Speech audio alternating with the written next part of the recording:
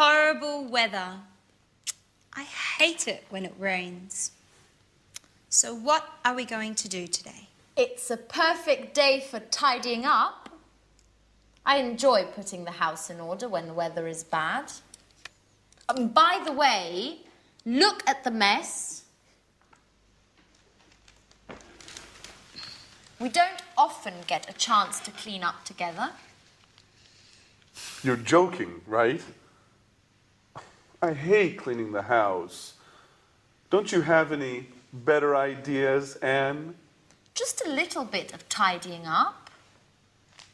Anyway, it was just an idea. And not a bad idea at that, in my opinion. Sorry, that idea is bad. What else do you suggest? Personally, I enjoy doing something more exciting than vacuuming and doing the dusting. Why don't we play a game? What kind of game? How about playing cards? No, I hate playing cards. It's so boring. Let's see what's on TV. Cartoons, soap operas, political talk shows. There's nothing interesting on. Shall we go for a walk? I like walking in the rain. Why don't we take a walk to the new bakery in Piccadilly? What do you say? Are you crazy? It's raining out. Well, you know what the traffic's like when it rains. I certainly don't want to get stuck in a traffic jam on a Sunday. That happens every day when I drive to work and when I drive back home. Okay. Okay. So, what shall we do? If you want, I can read your fortunes using the tarot cards. Aren't you interested in what the future holds? That's your favorite hobby. No thanks, Alice. Let's not think about the future. I prefer the future to remain a mystery. Well, I prefer to be prepared if something is going to happen. I don't like surprises. So, sit here. I'll tell you who you are and what your future holds. You know what I like to do on days like this? Nothing. Totally relaxing, doing nothing. I agree with you, Jack. Total relaxation. Now that's a great idea. And maybe eating something nice and tasty. Huh, Anne? Why don't you prepare us one of your lovely lunches? No way, guys. You don't want to go out. You hate cleaning the house. You don't like playing games. So, in other words, you want to do nothing while I have to cook. And do you know what I say? I also enjoy doing nothing. That's what I'm going to do. Watch out, couch. Here I come.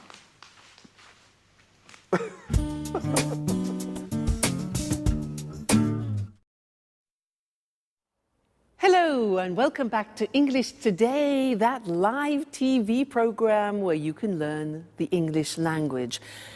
And in this lesson, I want to do some revision on the things that people don't like about the English language, the auxiliaries. Now, the exercise is simple. We're going to look at some of the auxiliaries that we've learned up to now. What are they?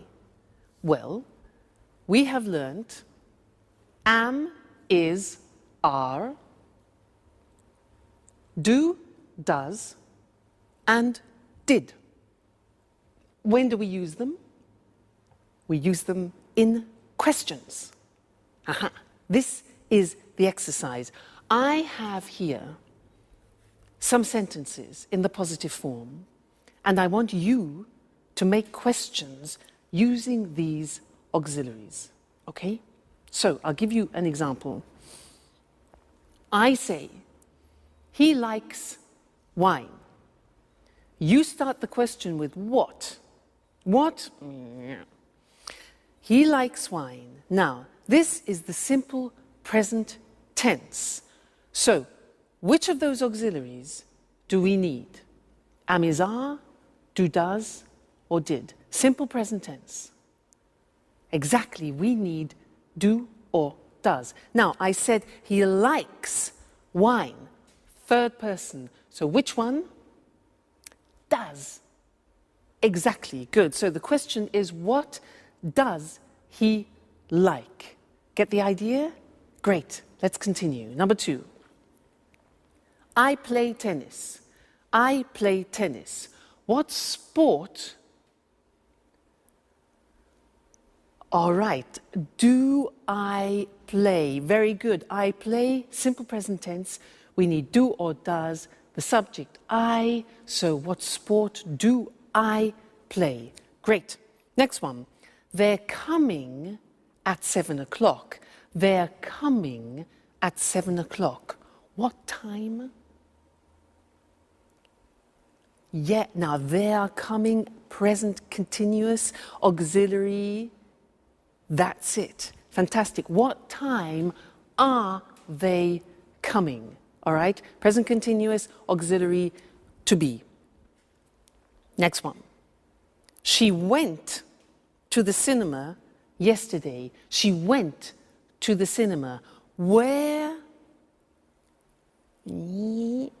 All right. Simple past tense. What do we need? We need did. So where did she go? Excellent. Very good. You see? Getting better. Next one. We had an ice cream after dinner. We had an ice cream after dinner. What had we? Simple past.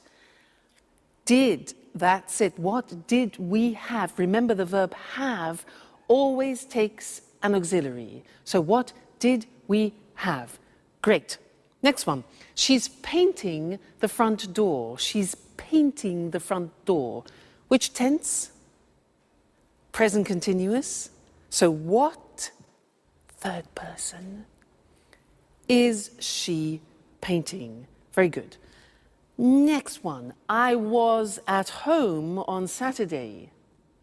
This is difficult. I was at home. Remember that the verb to be is an exception. I was is the past tense of the verb to be, and it doesn't take an auxiliary. So we don't need an auxiliary. The question is, where were you? That's difficult. Where were you? The verb to be, no auxiliary. Okay? They work in Paris. What's the tense? Simple present. Good. Where do they work? Excellent. And the last one, I'm living in Florence. I'm living in Florence. Where are you living? Fantastic. You're getting better all the time. You see, it's just a question of practice. So now let's look at the screen and see those written just to remind you once more, okay? So, he likes wine. What does he like? I play tennis. What sport do you play? They're coming at 7. What time are they coming? Present continuous. She went to the cinema yesterday. Where did she go? Simple past. We had an ice cream after dinner. What did we have? Simple past after dinner. Remember, have, you need the auxiliaries. She's painting the front door. Present continuous. What is she painting? Okay, so that's it. Keep practicing with your auxiliaries. They will be easier and easier. Now let's go back to our friends, where Alice is reading Sharon's tarot cards. Let's see what comes up. See you later. Bye.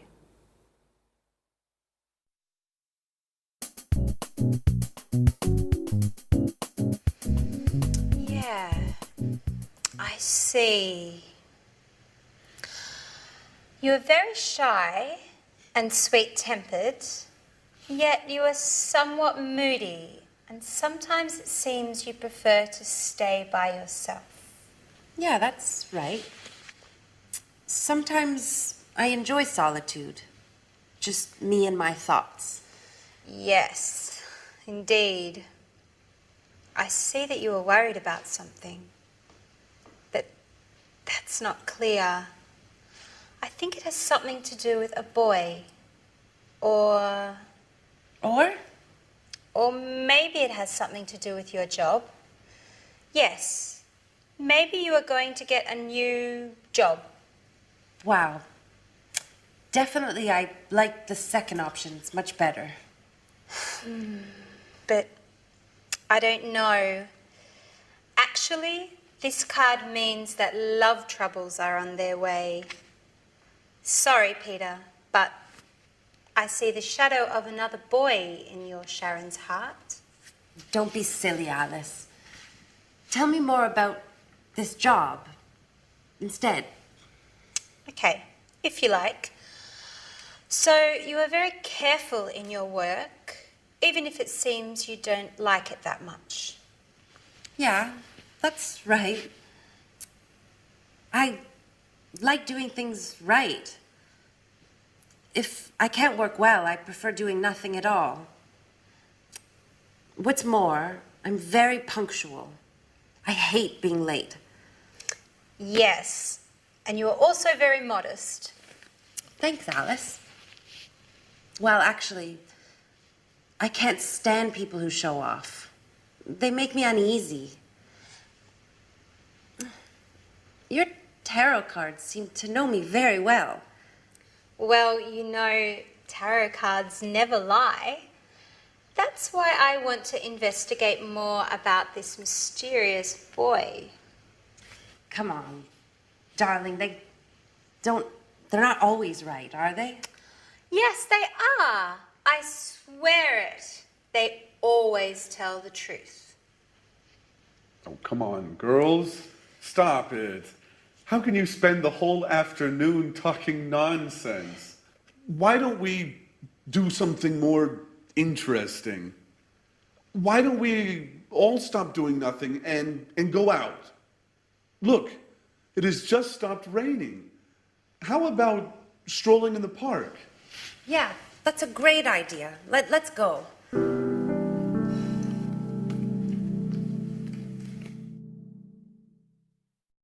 Hello again and welcome back. I want to continue doing some work on auxiliaries. Do you believe in tarot cards?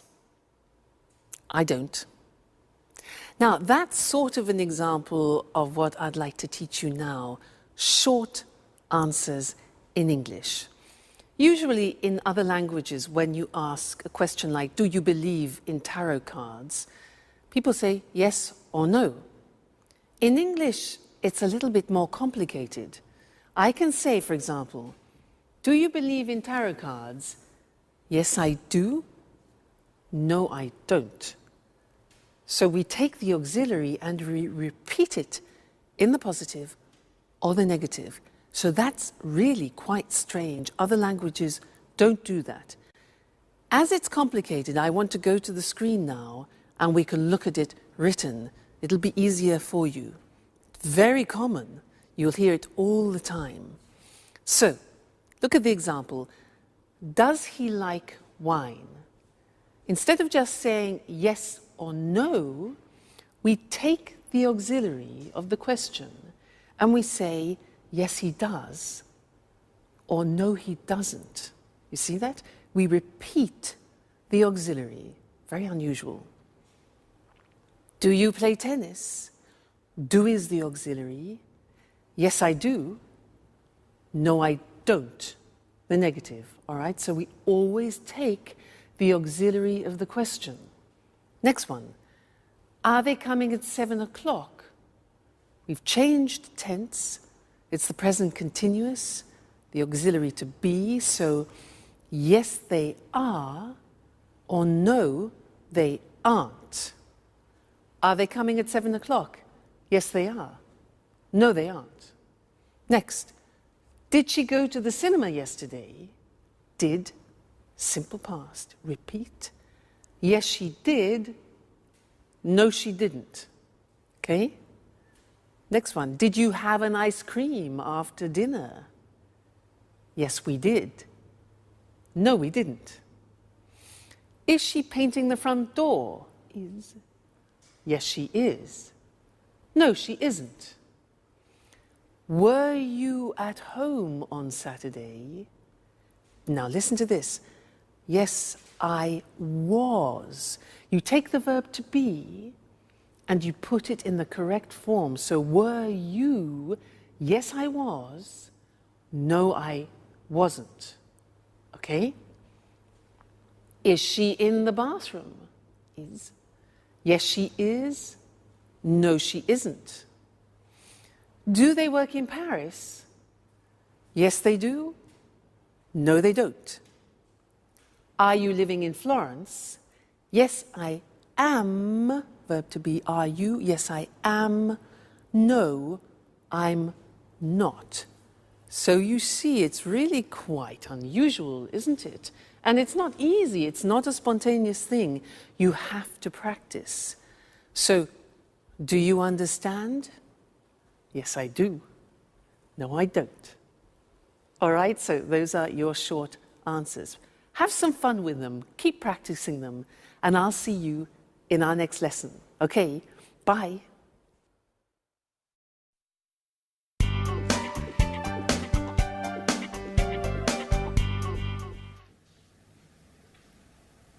Hello, this is Anne Baxter from Red Bear Publishing. I'm looking for accommodation for an American writer and his agent. They're coming to London in 2 weeks' time. Could you tell me a little bit about your hotel, please? Our clients are used to the very best. Mm-hmm. Mm-hmm.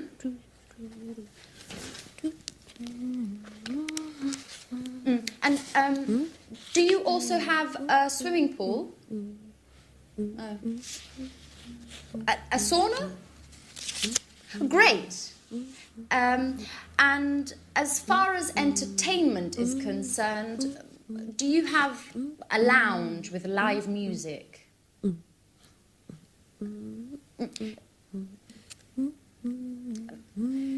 Could you hold a moment, please? Sharon, stop humming, please.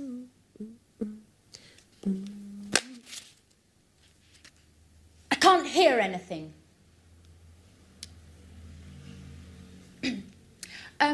Okay, well, thank you very much for your help. I'll let you know as soon as possible. Right. Goodbye.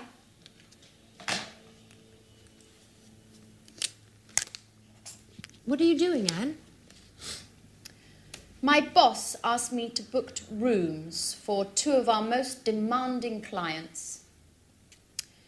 Well, they would like a quiet hotel near our publishing house. Oh, and of course, with all the creature comforts. So I'm making a few telephone calls.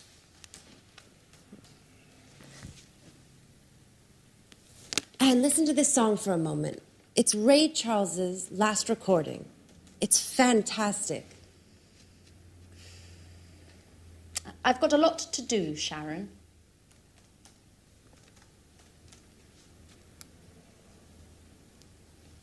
Just for 1 minute, Anne. Come on. I'm afraid I can't now. But just why don't you go over to Alice's? She's having a shower. You know, when Alice gets in the bathroom, she takes at least 2 hours. Well, do whatever you want. Just, please, get out of this room. Anne, what's the matter today? Why are you treating me so badly? That's enough, Sharon. I know everything about it. Everything about what? That you've got a lover. A lover? Are you going crazy, Anne? Oh, don't try and pretend with me, Sharon. And I call you a friend. But it's the truth. Uh-huh. And who is my romantic lover, by the way? You know. I'm talking about Jack. Jack? What are you talking about? The photograph. The one where you and Jack are kissing. It's not what you think, Anne. Uh-huh. So you tell me. You know, a picture says more than 1,000 words. That photo is from 3 years ago. We were engaged. Or what? But you and Jack were engaged. I know. I wanted to avoid stupid gossip. And also because of Peter. So now you're telling me that... Well, I can't believe it. I know. I didn't want to hurt your feelings. See, now you're angry with me. That's why. Well, you're right, Sharon. I am mad at you. And now I look like a fool. I'm sorry, Anne, really. No, my hair! What's going on? Oh my God, It's Alice. no. Come on, let's go see what's happening. Alice, quickly! Help! My hair! Oh, it's... Hello again, and welcome back to English Today. Did you see that last episode of That's Life? Poor Anne. Well, sometimes the truth is difficult to hear, isn't it? Yeah. Oh, sorry. Sorry, I forgot to turn my phone off. This live television program. Just one moment. Hello? This is Louise speaking. Pablo, I'm afraid he's not here at the moment. Yes. Well, just one moment. I'll try and find out. Okay. Put it on hold.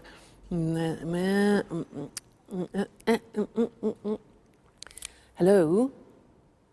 Yes, hello. Could I speak to Pablo, please? What, could you put me through to him? No. Okay, yes, I understand. No, it's not important. Don't worry. All right, thank you very much. Thank you. Yes. All right, bye. Hello? Yes, hello. I'm afraid he's not available at the moment. Yes. Would you like to leave a message? Sharon called. Okay. Would you like him to call you back? Yeah. All right. Okay. Yes, I'll tell him. Right. Thank you. Thank you very much. Goodbye. Goodbye. Sharon? Who's Sharon? Where were we? Yes, interesting. I wanted to talk to you about telephone language. Now, I used some phrases there which are quite useful to you, and I want to go to the screen so that we can see those written together and look at how the phrases work, okay? Now, look at these situations. When you don't understand someone on the telephone, what do you say? Can you repeat, please? No. No. If you ask somebody, can you repeat, please, it's like asking them to vomit. Why? Because there is a small word missing, a very important one. In English, you must say, can you repeat that? Please, very important. Many people make that mistake, and they ask everybody to vomit on the telephone. So remember, can you repeat that, please? Good. Next, when, for example, imagine that you are on the telephone and you want to write something down when the person is speaking. So you want them to... Okay, good. So you stop them. Just a minute. Just a minute. This is difficult. We say in English, I'll make a note of that. Okay? Just a minute. I'll make a note of that. I'll make a note of that. Snap decision. All right? Next one. Imagine you're on the telephone and somebody knocks at the door when you're speaking. Now, you have to say, What can you say? Yeah, so just a minute. We say, I'll be right back.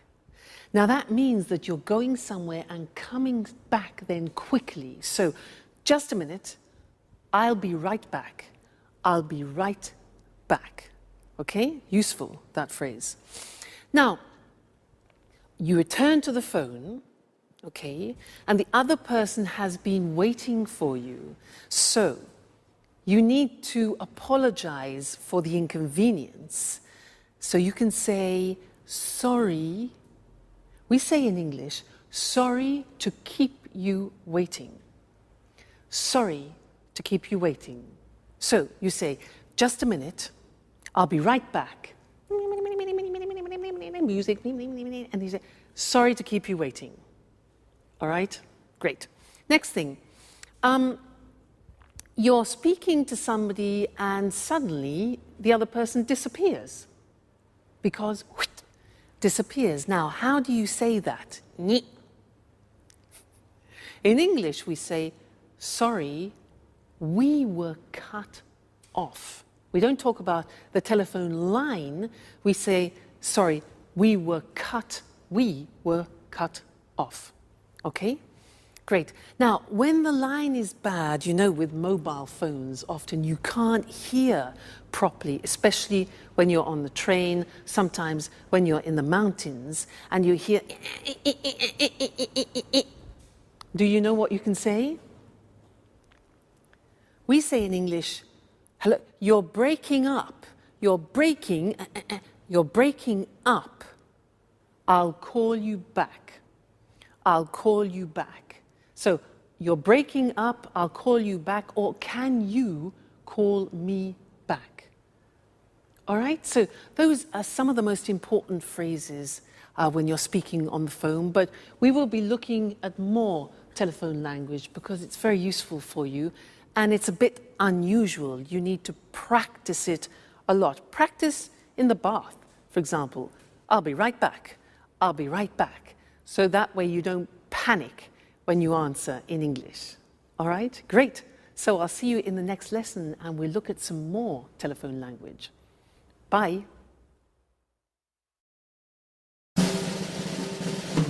What's happening?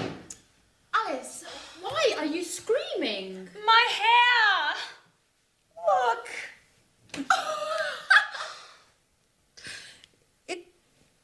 It looks...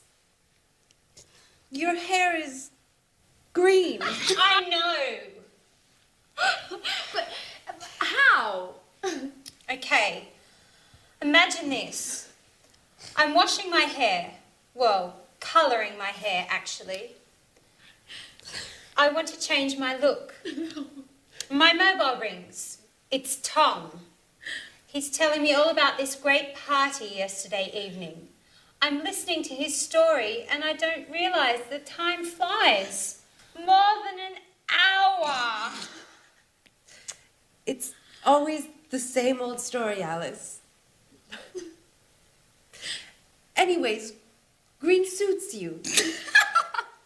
It looks very original.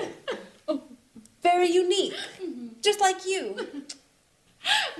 Well, Alice, don't be offended, but you look like a frog.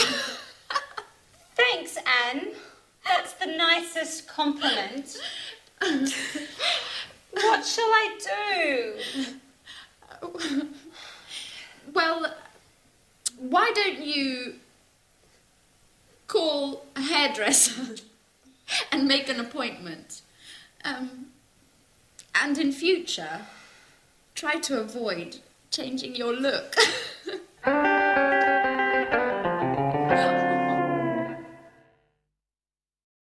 Hello Hello again and welcome back to your live TV program where you learn English. And in this lesson, I want to go back to look at some more telephone English because it's really not that simple. We have special phrases that we use when we speak on the telephone in English. So to help us, let's go and look at those on the language screen, okay? Now the first thing is when you introduce yourself on the telephone, we don't say, I am Louise. We say this. We say, this is Louise, or this is Mr. Smith. Now that's really quite unusual and different to other languages. So, hello, this is Mr. Smith. Or we can say, hello, Tom speaking. Tom speaking, Louise speaking. Okay, so don't say, hello, I'm Louise. We only use that when you do, for example, a sales presentation on the telephone. All right? Good. Then, asking who the other person is, you can say, hello, is that Mr. Jackson? Is that Mr. Jackson? So it's like, this is that Mr. Jackson? Hello, is that Peter speaking? And not, hello, are you Peter? Okay, is that? Good. Now, you want to ask to speak to another person. So what can you say? Well, you can say, hello, I'd like to speak to John, please. I'd like to speak to John. Or you can ask the questions, can I speak? Could I speak? May I speak to the managing director? Now, remember, may is very polite, could is neutral, and can is more informal. All right? Then we could also say, good morning, could you please put me through to Mr. Smith? Now, put me through to, which is difficult to say, put me through to, is like saying in American English, could you connect me to? All right? So that's connecting people. Now, when you connect a person, you can say, just a moment, I'll put you through to him. I'll put you through to him. You need to practice that a lot. I'll put you through to him. Or, yes, Mr. Smith is in. I'm trying to connect you now. Connect is the other word. And you can say, hold on, just a moment, please. That's to ask people to wait, okay? Good. Then leaving a message. You could say, you could ask, could you take a message, please? Could you take a message? Or can I leave a message? Then you could say, could you ask him or her to call me back? Could you ask him to call me back? All right? Then the last thing is taking a message. You can ask, can I take a message? Can I take a message? Or would you like to leave a message? All right, so there are some more fundamental and essential English language phrases that you use on the telephone, and I think you'll find them very useful. So experiment, and I'll see you again very soon. Bye.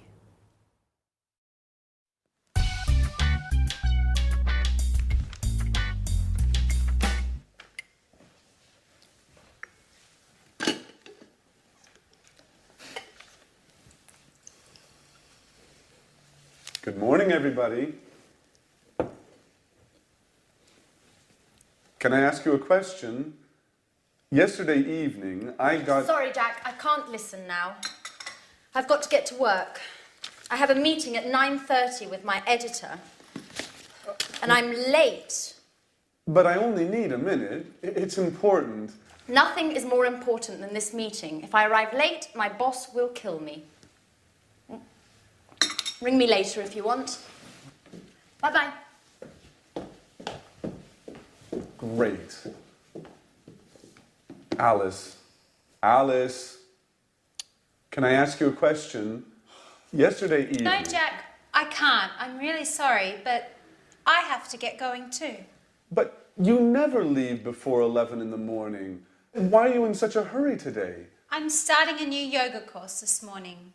My horoscope says I have to do some exercise. Well, if your horoscope says so. Anyway, I only need a second. No, Jack. My teacher told me not to be late. You can give me a call later. But Alice, wait! It's important. What a bunch of nuts. I wonder what my aunt will think.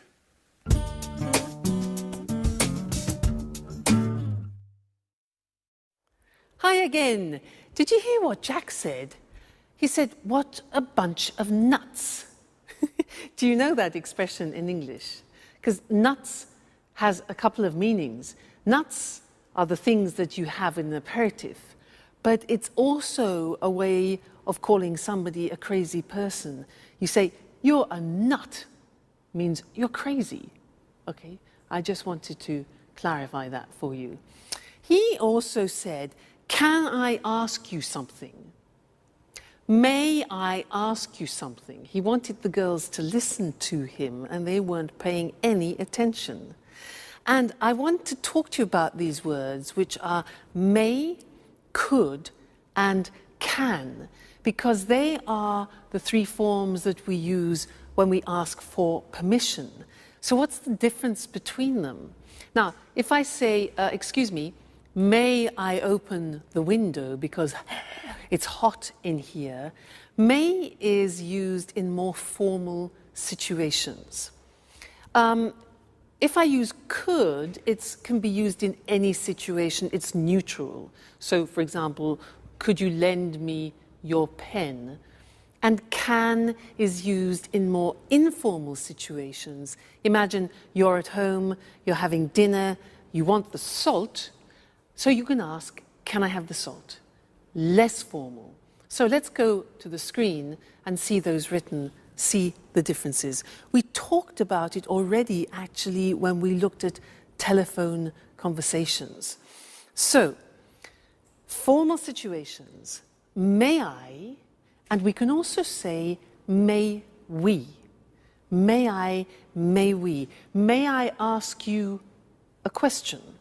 May I offer you something? And may I have this dance? So remember, may for formal situations, it's very polite, okay? Then could for neutral situations, which means you can use it in any situation, really. Could I use your phone, please? Could I change the appointment? And could we meet later? All right, so very useful verb. It's good in all situations. And then can you pass me the salt? Please, more informal with your friends, your family, people you know well. Can I have some wine, please? And can I borrow the car tonight? So those are the examples, all right? May, could, and can. So remember, depending on who you are talking to, make that choice. May, could, or can. Let's go back to That's Life. The girls are exhausted and Jack has a surprise for them. Let's see what it is. Bye.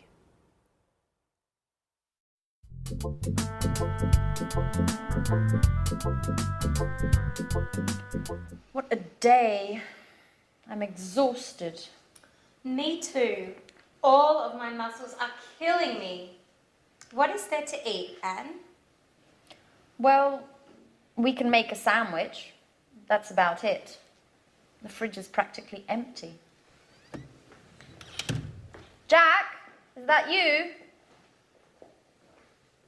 Who's that with him? Hi, everybody. This is my Aunt Carolina. She came all the way from Bologna to see me. She'd like to see how I'm getting along. Well, good evening. Jack, why didn't you say anything? I should clean up. Look at the mess. Well, everybody was in such a hurry this morning. I tried to telephone you, but your mobile was off. And Alice's mobile just rang and rang. I imagine you left it at home again as usual, Alice. Well, I guess so. Good evening. It's a pleasure to meet you. Well, well, only girls, eh? So, you are Alice. Alice, the interesting one of the house. And you are Anne, the housekeeper. Please, Aunt Carolina. So that's how you describe us. Come on. Aunt Carolina is only joking, right? And this is the wonderful house. Well, yes, but it's usually tidy. It's still very charming. Thank you. May I offer you something? Would you like to have a glass of wine, maybe? Yes, thank you, I would. Alice, could you get a bottle of wine, please? There isn't any wine. And there isn't any wine. There isn't any beer. We have to do the shopping. Oh, well, I'm terribly sorry. It's not usually like this, but today was very busy. Do you know what? Let's go out for dinner. Oh. What do you say, Aunt Carolina? That sounds good to me. Excuse me, do you go out dressed like that? Maybe you should get cleaned up a bit?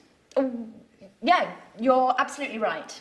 Let's get ready to go out on the town. May I ask you a question, Jack? Of course, Aunt Carolina. Shoot. Do you really think it's such a good idea to live together with all these women?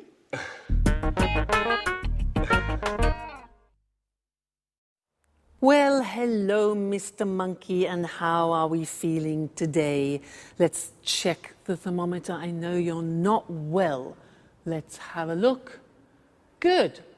Yes, the temperature has gone down. That's good news. Now, Mr. Monkey, you don't have to stay in bed any longer, okay, because your temperature has gone down, but you can't go out monkeying, not yet. You must stay indoors for another 3 days because you're not strong enough to go out yet, all right? You mustn't be too energetic. You can have relaxing baths and you can eat whatever you want, but you mustn't have any alcohol, okay? Because you haven't finished your antibiotics and it could have a disastrous effect on you, all right? So you must finish your cycle of tablets. Now, let's see what else. Oh, yes, and you must drink a lot of water, maybe 5 liters a day, if you can manage that, okay?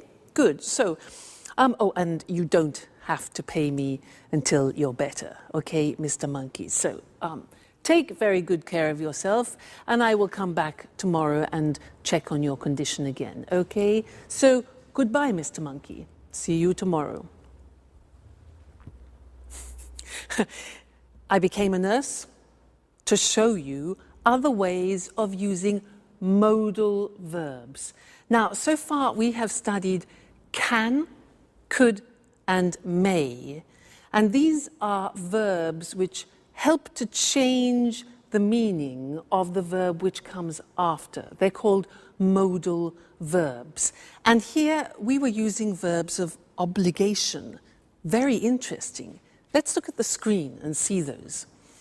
Now, let's first go back to permission. Remember, we talked about can is a form of expressing permission, and I was giving him permission to do things. For example, you can eat whatever you want, you can go for walks, and you can't, however, that's not giving permission, you can't go monkeying or you can't go to work, all right? Then I talked about obligation, and this is very interesting. I used the verb must. Must followed by an infinitive without to. So, for example, you must finish the tablets, you must relax, you must stay at home for 3 days, and you must look after yourself. Now, that in English is how you express obligation, something which is you are obliged, forced to do. All right? It's a strong verb in English. Now, the opposite, mustn't, means prohibition. If you do that, okay, so very strong verb. You mustn't drink alcohol. You mustn't do anything energetic. And you mustn't jump about. All right? So must and mustn't. Must, obligation, mustn't, prohibition. Then I said something else. I said, you don't have to stay in bed. Now that's very interesting because that's optional obligation. And it's the same as saying you don't need to stay in bed. You don't have to stay in bed. It's optional. Or you don't have to stay indoors. I also said you don't have to pay me. It means it's not necessary. So that's optional obligation with have to. So that's an important lesson. Must, mustn't, and have to as different ways of expressing obligation. Great. So now you have to study more English. You must read and watch your English lessons. Okay? And I must see you again next time. Okay then. Goodbye. Good evening. Welcome to this week's edition of Let's Talk, our discussion program with our commentators, Tom and Marie. How are you? Fine, Eric. Fine. Good to see you again. Well, did you have a good weekend? Very good, thanks. I relaxed in the country. I have a house there. It's so peaceful. A healthy weekend. And you, Tom? Well, I had a great weekend too. I stayed in the city and it wasn't peaceful. I went out a lot and made some new friends. Sounds like a good weekend to me. So, the same old story. A relaxing, peaceful life in the country compared with an exciting life in the city. Where's the best place to be? In the city or in the country? Let's discuss this more. Sure. I'll convince you that gardening's more interesting than the pollution and chaos of the city. Well, I'm not so sure about that. Last weekend, I went to the cinema, a rock concert, and 2 parties. Gardening isn't for me. Really? Your weekend certainly wasn't relaxing. Don't you feel tired? Well, maybe a little, yes, but I love city life. The city offers so many things. It's fantastic. I don't agree with you. Life in the city is too stressful. You rush around all day long. And then there's the traffic and finding a parking space. Walking in the woods is far better than being stuck in traffic jams. I'm really thinking of moving to the country. Well, I don't think I could ever live in the country. I'd die of boredom. It would be a problem for my work, too. You're wrong, Tom. You can work from home. A friend of mine does this. He works from home. He uses the internet for email and virtual meetings. He goes to the office in the city 2 or 3 times a month. He's got 3 children, and life in the country is great for the family. And he loves gardening too. And gardening is difficult in the city, isn't it? Sure, but country life is so isolating. You don't meet new people. Well, okay, the city is more polluted, more stressful, but country life is so boring. I like meeting new people, making new friends, and in the city it's easy to meet new people. I'm not so sure about that. Whenever I'm in the country, lots of my friends come to visit me. They all complain about the stress of city life, and they really enjoy the peace and quiet of the country. I'm sure that sooner or later, you'll arrive too. Let's bet on it. But if I do come, I'll bring a few friends and maybe we'll have a party. Okay, I'll be waiting for you. Of course, you're invited too, Eric. Oh, thanks, Marie. Okay, this is a good compromise. A less stressful weekend for Tom and a more exciting one for Marie. Well, the city or the country? I think it's difficult to say where it's best to live. It depends upon your taste. The country life is more relaxing, whereas the city life is more exciting. Well, time to say goodbye. Goodbye, Marie, and goodbye, Tom. Goodbye, Eric. Goodbye, Eric. And goodbye to you. And see you again next time on Let's Talk.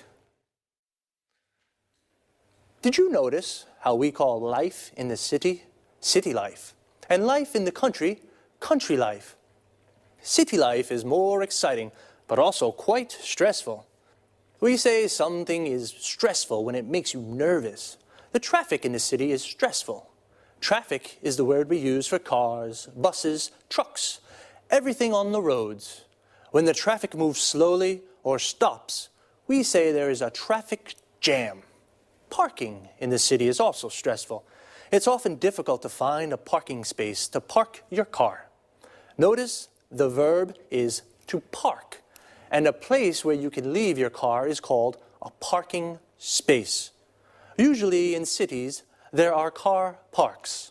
A car park is a big area with lots of parking spaces for many cars. Another problem in the city is the pollution. Pollution is the contamination of the environment. For example, the traffic makes the air dirty. In the country, the air is clean and it's easy to park. But Tom says it's boring to live in the country because there's nothing to do. Boring means that it's not interesting. Marie says it's relaxing to live in the country. Relaxing means it makes you feel relaxed. Notice that often the adjectives we use to describe things, places, or people end with ing. The city is exciting. The country is relaxing, but boring. Adjectives that describe how a person feels often end with ed, ed. Tom is bored. In the country, Marie is relaxed. In the country, and stressed. In the city. Marie said that the city, you rush around all day. Rush around means to go everywhere and do everything very quickly. But in the country, you can go for walks in the woods and do the gardening. A wood is an area with lots of trees. The gardening is the work you do in your garden, like watering the plants or cutting the grass. Well, see you. Welcome to Cooking Today. Today I'd like to introduce you to a very special guest, Lisa French. She's the popular author of the bestseller, A PhD in Homemaking. Lisa, thank you so much for inviting us into your home. It's my pleasure. If you're wondering what to make for lunch, if you have to prepare a last-minute dinner, then Lisa's the person to ask for help. Listen, Lisa, I'm having a dinner on Saturday. Could you give me a tip on a quick and tasty dessert? Of course. You can prepare an easy-to-make dish with fresh strawberries. The strawberry season only lasts a few weeks, so it's worthwhile making the best of in-season berries. And it can be made in a jiffy. Oh, strawberries. I absolutely go mad about strawberries. So let's get started. Just the idea of strawberries makes my mouth water. First, wash, drain, and hull strawberries for 4 servings. Then, mash them to a pulp. All of them? No, you have to put aside some good ones for decoration.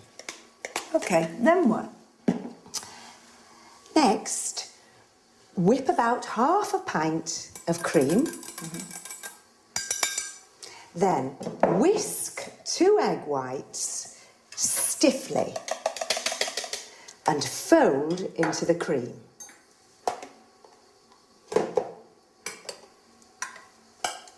Add the strawberry pulp and stir in 2 tablespoons of caster sugar. Does it need cooking? No, All you need to do is pour the mixture into individual goblets. Is that all? Don't forget to decorate each one with a bit of whipped cream, and the whole strawberries you put aside. Now your dessert's ready to serve. Oh, it looks delicious. Let me have a taste right now. Yummy. This is sensational. If any of you have a request regarding homemaking, then please contact us at our studio, 800-332211, or send an email to cookingtoday@homemakingtv.com. Thank you, Lisa. We have so much to learn from you. Thank you for coming. Have you enjoyed the recipe? Well, now let's go over the language used in the interview. First of all, let's explain what a homemaker is. A homemaker is an expert in all matters concerning administration and running of a household, cooking, budgeting, sewing, etc. Lisa used some typical culinary terms. Drain means eliminating excess water from food after washing or boiling. You drain pasta, vegetables, and so on. Hull means removing the inedible parts from the food, like peas, beans, or strawberries. Mash means crushing some food, such as potato or carrots, into a paste. Whip means beating to a fluffy consistency, as in whipping cream. Whisk means whipping, egg whites, for example, to a froth, incorporating air or until firm. We say whisking stiffly. Stir is moving a spoon around a liquid when we add one ingredient to another. And mix them together when we say stir in. Fold in means blending other ingredients to a whipped mixture, stirring gently. Pour means adding a liquid into a mixture or serving tea, coffee, water. Lisa also mentioned a goblet, which is a small cup with stem to serve fruit salad or ice cream. A pint, which is a unit of liquid measure equivalent to 568 milliliters, a UK pint, or 550 milliliters, a US pint. A tablespoon is also used as a unit of measure. In order to express appreciation about food, we say tasty, delicious, yummy, mouth-watering. Lisa said in-season berries to mean fresh fruit. Otherwise, we say out of season, not to be confused with the word seasoning, which means adding salt, pepper, and other spices to food. A berry is a small fruit, such as a strawberry, blackberry, raspberry, blueberry. Another useful term is serving. You can also say helping. It refers to individual portions of food. Well, I hope you've had a good time, and I'll see you next time. Now let's watch the whole episode together. Watch the subtitles carefully because the language points that we've studied together are highlighted. Okay? Enjoy your viewing. Hello and welcome to English Today. This is DVD 9 and it's the first DVD of your lower intermediate level. And in this DVD, we'll begin with another 3 episodes of our story, That's Life, followed by our special TV programs where there will be a debate about where to live, the city or the countryside. Then we'll learn how to make strawberry whip in the cooking section. Then in the grammar section, we will study how to use the English auxiliaries. We'll also look at how to ask for permission and express obligation using must and have to. You'll also learn some important phrases for talking on the telephone, okay? So, happy viewing. Hello again and welcome to your lower intermediate lessons. Now in this lesson, we're going to do some revision of the English auxiliaries. You remember those terrible English auxiliaries? Do, does, is, are, and did? Good. Well, we're going to do some revision of those, and we're also going to learn to use some short answers in conversation. But first, let's go back to our story. Our friends are all together in Anne's house. It's a cold, rainy Sunday morning, and they're trying to decide what to do. So let's go and join them.